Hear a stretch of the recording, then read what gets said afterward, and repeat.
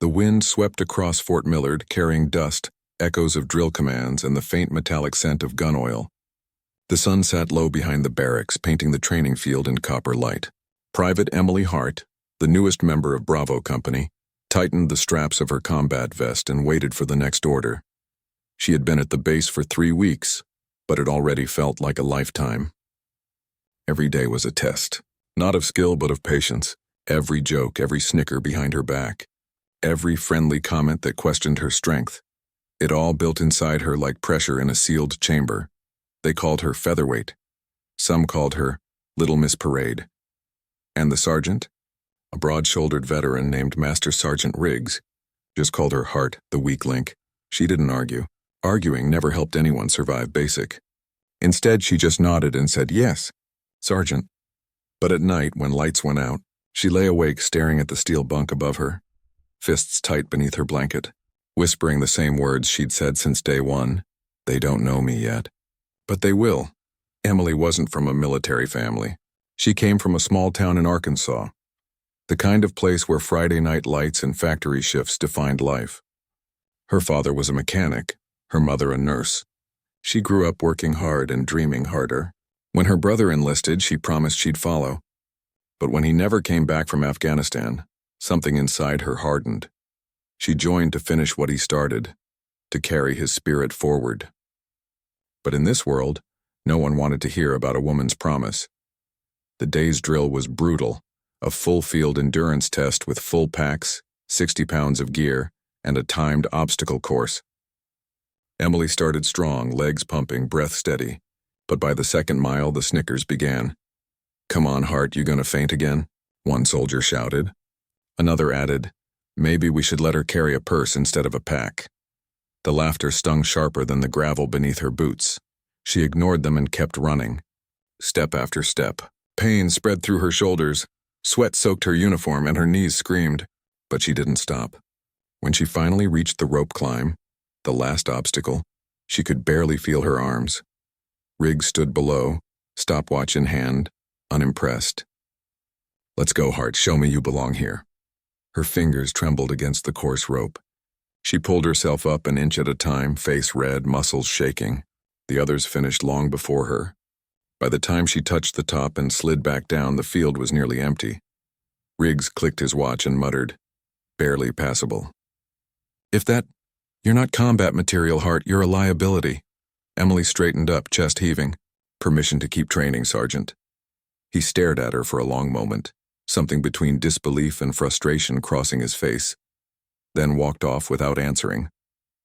That night, she sat alone in the mess hall, her food untouched, her uniform still damp with sweat.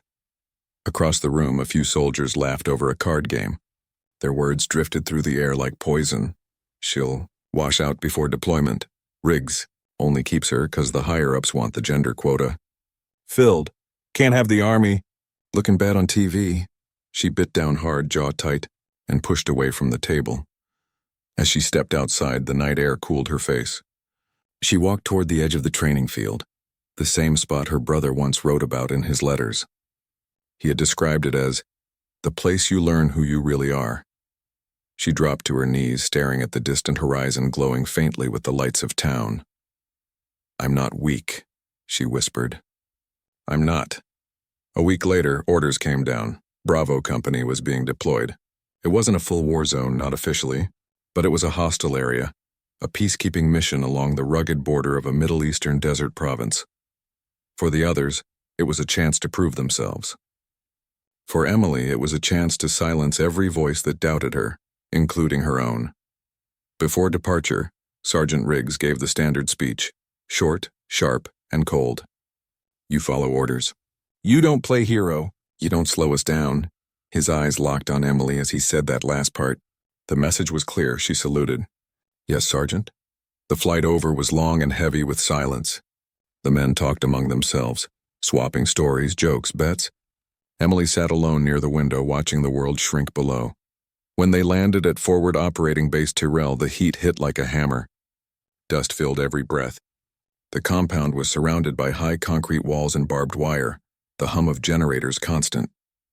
The first days were routine: patrols, supply runs, briefings. But Emily noticed how every small mistake she made became magnified. Drop a tool? Careless. Ask a question? Inexperienced.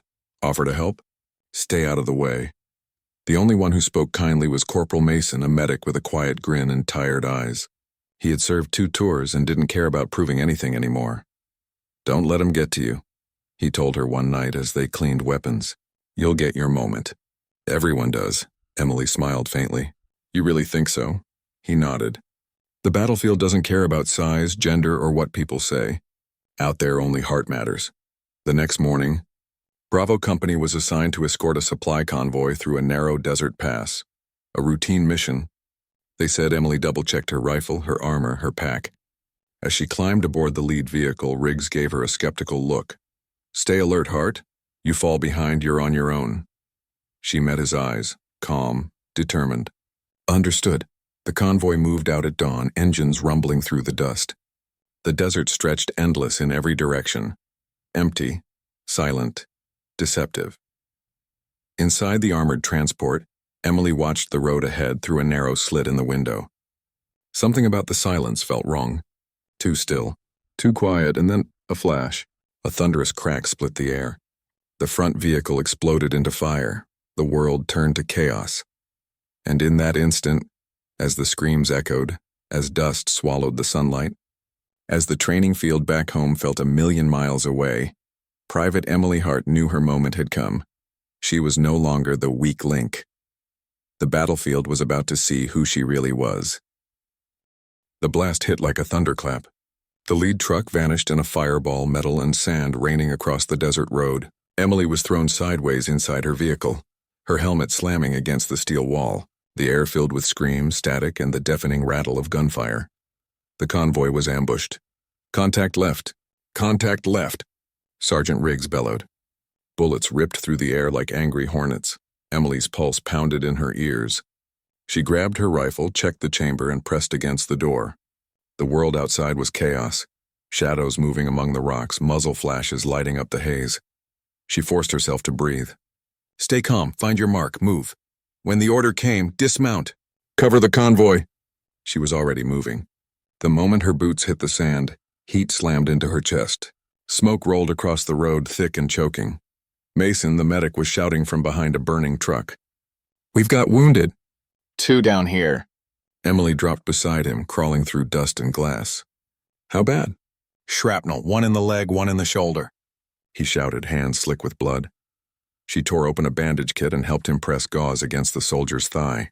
Her hands trembled, but not from fear. From anger. They said this route was clear, she hissed.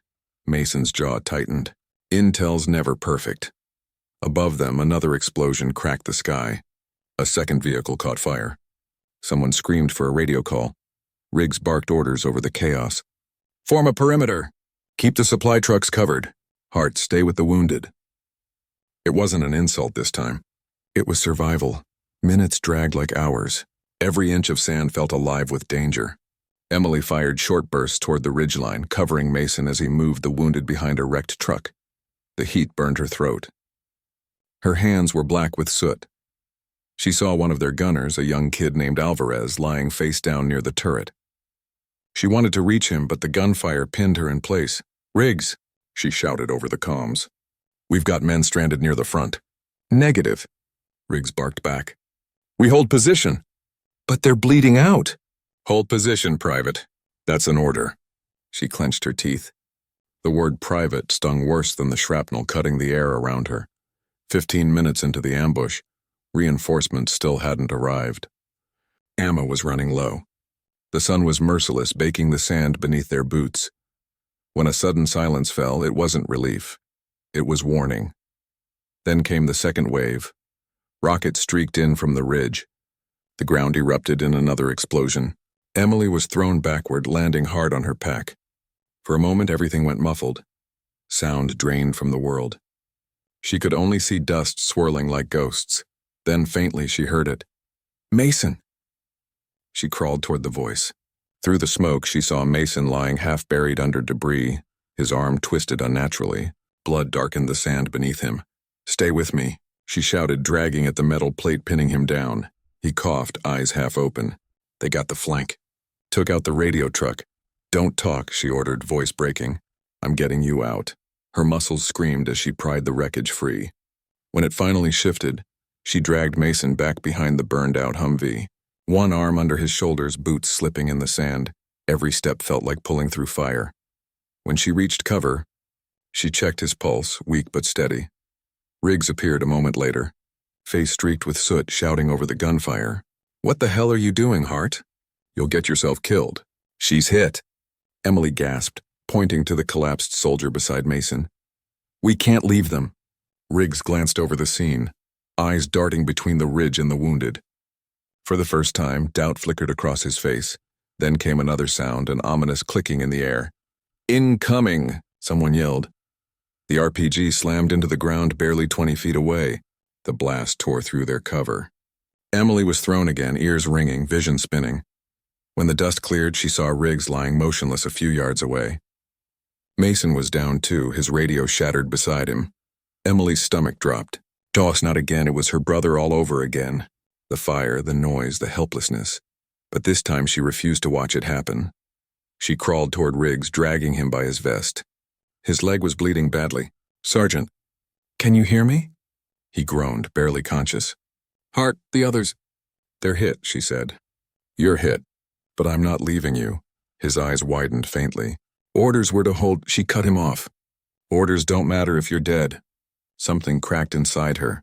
A wall she'd built for years. Fear fell away, replaced by raw resolve. She looked around. 3 wounded. 1 functional weapon, no radio. The ridge was still crawling with hostiles. And yet, through the smoke and dust, she spotted something. A narrow gully running parallel to the road, partially shielded from enemy view. It led toward a line of ruined buildings about 200 yards away. If she could get them there, maybe, just maybe, they'd survive. Emily loaded her rifle, slung it across her back and started moving. First Mason, then Riggs, then Alvarez, who was barely breathing. She dragged them one by one, using a torn tarp as a makeshift sled. Every inch was agony. Bullets snapped over her head. Shards of rock cut her arms. Her shoulders burned, but she kept going. Between breaths, she whispered to herself, 1 step, 1 more. Don't stop. She could almost hear her brother's voice in her head, the one she'd imagined since he died. You're stronger than they'll ever believe. When she reached the gully, she collapsed beside the wounded, lungs on fire. But she didn't rest. She tore open medkits, checked pulses, tied tourniquets. Mason tried to speak. Hart, you should have left. She shook her head. Not my style. For the next 20 minutes, she fought alone, shooting, crawling, shielding the wounded from debris. She ran out of ammo twice and scavenged from fallen rifles. Every instinct screamed at her to run, but she refused. When the distant thump of helicopter blades finally echoed across the valley, she thought she was imagining it. But then she saw it. A U.S. medevac bird cutting through the haze, descending fast. Smoke! Where's the signal smoke? She yelled. None of the others could move, so she ripped a flare from her vest, snapped it open, and waved it overhead. Red sparks raining down around her. The helicopter circled once, then began to land. The wind whipped through her hair, dust blinding her eyes. And just as the rescue team jumped out, she finally let herself fall to her knees. Her hands were shaking. Her arms ached so badly she couldn't feel them anymore. But when she looked at the men she'd saved, 3 of them breathing alive, she smiled through the dust. They'd called her weak. They'd said she didn't belong in combat. But out there, under the unforgiving desert sun, Private Emily Hart carried 3 wounded soldiers out of hell with her bare hands. And though the battle wasn't over yet, everyone who saw her that day would never forget the sight. Because courage, it turned out, had nothing to do with size or rank or gender. It was the fire that refused to die. The medevac helicopter thundered through the night sky, its rotors pounding like a heartbeat. Inside, everything smelled of fuel, smoke, and blood. Emily sat wedged between 2 stretchers, her uniform torn and stained. Mason was on one side of her, Riggs on the other. Both were alive, but barely. The flight medic worked quickly, shouting numbers Emily didn't understand. Her own ears were still ringing from the blast, and her shoulders screamed every time she moved, but she refused to close her eyes. Stay with me, Mason, she whispered, gripping his hand tight. Don't you dare leave me now. He blinked faintly, eyes glassy but aware. You, you dragged us out? Emily nodded, voice trembling. All three of you. A slow smile crept across his lips. Told you, you'd get your moment. The words hit her harder than the explosion had. She swallowed back the tears burning her throat. When they landed at Forward Operating Base Terrell, chaos waited for them. Medics rushed forward, stretchers lifted, orders shouted. Someone tried to pull Emily aside, but she resisted until she saw all three of her men carried into the field hospital. Only then did her legs give out. They said she passed out before they even got her name. Hours later, she woke in a cot under a buzzing light. Her shoulder was bandaged and her throat felt raw. A nurse stood nearby. Easy, Private. You're safe now, the nurse said softly. Emily blinked, disoriented. What about Sergeant Riggs, Mason, Alvarez? The nurse hesitated, then smiled faintly. They're alive, thanks to you. Emily let out a shaky breath and stared at the ceiling. Alive. That word carried more weight than she could bear. The next morning, the base commander came in, a tall man with iron gray hair and a voice that filled the room. Private Hart, he began, looking at a clipboard. I've read the report. Your actions saved 3 soldiers under direct fire. She tried to sit up, but pain shot through her side. Sir, I just did what anyone would have done. He raised an eyebrow. No, Hart. Most would have followed orders and stayed down. You didn't. You went back, again and again. That's not just bravery. That's something else. She didn't know what to say. Her throat tightened. With respect, sir, I didn't want another family getting that folded flag. He studied her face for a long moment, then nodded slowly. Understood. As he turned to leave, he added, Command's already hearing about what you did. Expect attention. Maybe a medal, maybe worse. The press loves a hero story. Emily frowned. Sir, I don't want that. I figured, he said, but you might not have a choice. Over the next few days, word spread like wildfire. The woman they called too weak for combat had carried 3 men to safety. Everywhere she went, whispers followed. Some were admiration, some weren't. Lucky break, one soldier muttered when she passed. Probably exaggerated, another said. No way she dragged all 3 by herself. Emily heard it all, but said nothing. She spent her recovery time helping in the med bay, changing dressings, carrying supplies. Mason, still pale and recovering from a fractured rib, often joked, You're supposed to rest, not become staff. She'd smile and reply, Rest is for people who've earned it. One evening, Sergeant Riggs limped into the medical tent, one arm in a sling. The room went silent. Emily froze mid-step, unsure how to face him. He stopped a few feet away, studying her. For once, his voice wasn't sharp. You disobeyed a direct order, Private. Emily's heart dropped. Yes, Sergeant. You left your post, broke protocol, endangered yourself. Yes, Sergeant. He stared at her for a long, unbearable pause. Then slowly, his lips curved into something that might have been a smile. And because of that, 3 men are alive, including me. Emily's breath caught. Riggs nodded once. You saved us, Hart. All of us. I don't say this often, but I was wrong about you. He stepped closer, lowering his voice. The others may not admit it yet, but they saw it. They know what you did. Before she could respond, he added, Command's recommending you for the Silver Star. Her eyes widened. Sergeant, He raised a hand. Don't argue. You earned it. That night, as the camp quieted under the desert stars, Emily sat outside the tent, staring at the horizon. The sand still held the echoes of that day, the fire, the screams, the fear. She thought about her brother again, about how he never made it home, about how she'd promised to carry his strength forward. For the first time since joining the army, she felt like she'd kept that promise. But the next morning, a storm rolled in, one she hadn't expected. A military journalist arrived at the base, sent to cover the heroic story of the woman who saved 3 men. Cameras, interviews, headlines. Emily hated it. They made it sound clean, easy, cinematic. They didn't talk about the smell of blood or the way her hands shook when she thought she'd lost Mason.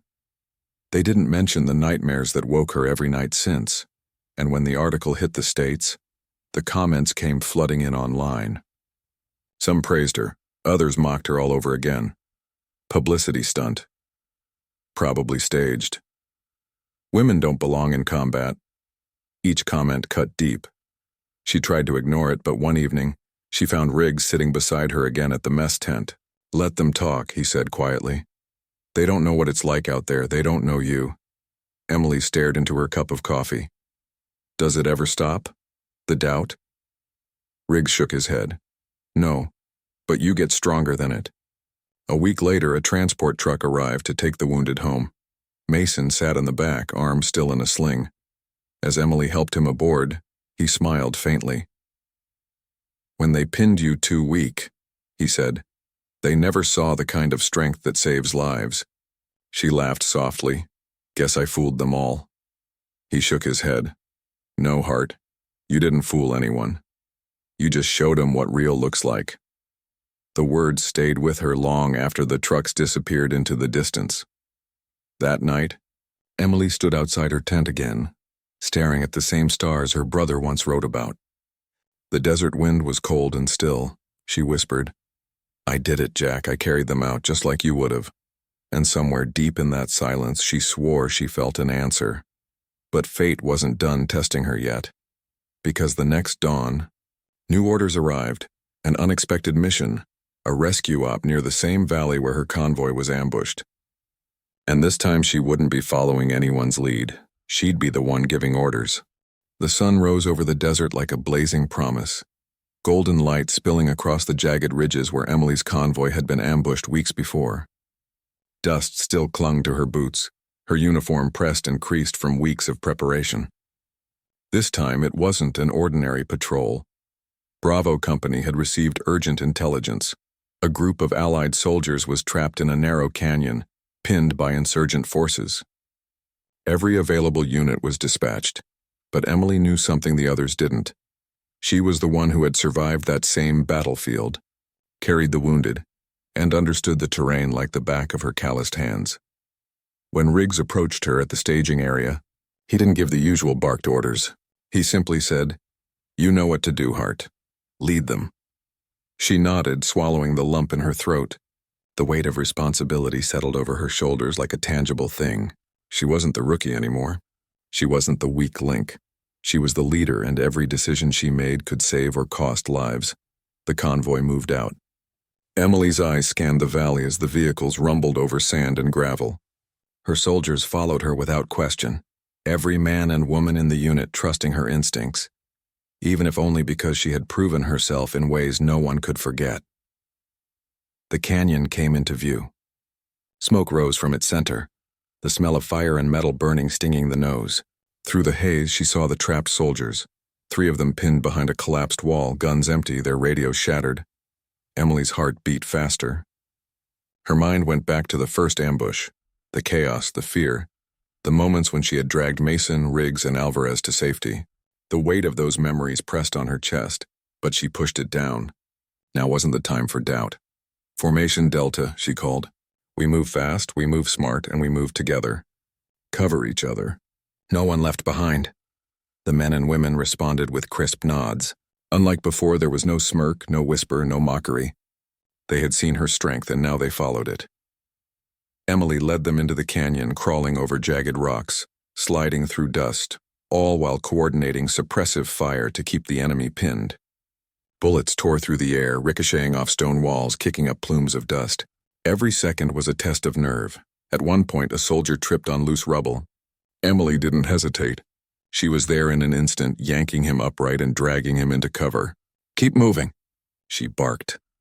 When they reached the trapped soldiers, the situation was worse than they had expected. One of them had a leg pinned under a fallen beam. Another was bleeding heavily from a shoulder wound. The third was unconscious from shock. Emily dropped to her knees, assessing the injuries in seconds. She barked orders to her team, directing them where to position and who to cover. Then she did what no one expected. She lifted the first soldier onto her shoulders, a feat that would have seemed impossible weeks ago, and began moving toward the extraction point. Dust filled her eyes, muscles burned, and every step felt like carrying the weight of the world. She did not stop. The second soldier she carried in a makeshift drag, using every ounce of strength, grit, and determination. By the time she reached the third, her uniform was shredded, sweat and blood streaking her face. But she refused to rest.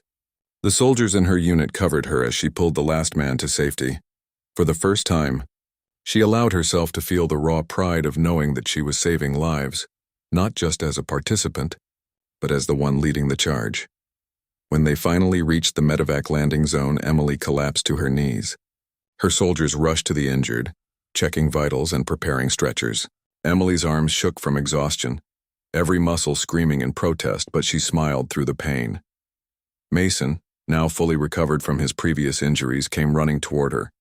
"Hart, I've never seen anything like that." "You carried them all." She shook her head, trying to catch her breath. "It's not about me. It's about getting them home." Riggs approached, leaning on his good arm. For the first time, his voice carried something beyond his usual gruffness. "Private Hart." "No, Sergeant Hart now. You've earned every bit of respect this unit can give.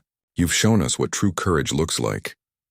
The men and women who had once mocked her, whispered doubts behind her back, and questioned her strength now stood at attention. Slowly, one by one, they saluted her. Emily froze. She wasn't used to this kind of recognition, but she straightened, returned the salute, and felt a swell of emotion she had held back for months. Later, at the debrief, she received orders that would change her life forever. She was being recommended for a battlefield commission. Her courage, skill, and leadership had not gone unnoticed by the higher command. For Emily, the medal, the promotion, and the headlines didn't matter. What mattered was that the men and women she had carried, literally and figuratively, were alive. And now, the same people who had doubted her were willing to follow her anywhere. As the sun dipped below the desert horizon that evening, Emily stood alone outside the camp. The wind carried the scent of sand and smoke, and the sky burned with crimson light. She thought about her brother again, the one who never made it home. She imagined him watching her, smiling with pride. She whispered softly, "I did it, Jack. I carried them out. I made them see what I'm made of." And in the quiet of that desert, under the endless sky, Emily Hart realized something she had never understood before. Strength isn't about being the biggest or the loudest. It isn't about following orders or waiting for permission. Strength is standing up when everyone says you can't. Strength is carrying the weight of heroes, even when your own body screams to give up. And strength is letting the world see your courage, even when it tries to ignore you. She smiled, a small, quiet victory that needed no headlines. Because at last, the day had come when they didn't call her weak. They called her a hero, and this time there was no doubt in anyone's mind.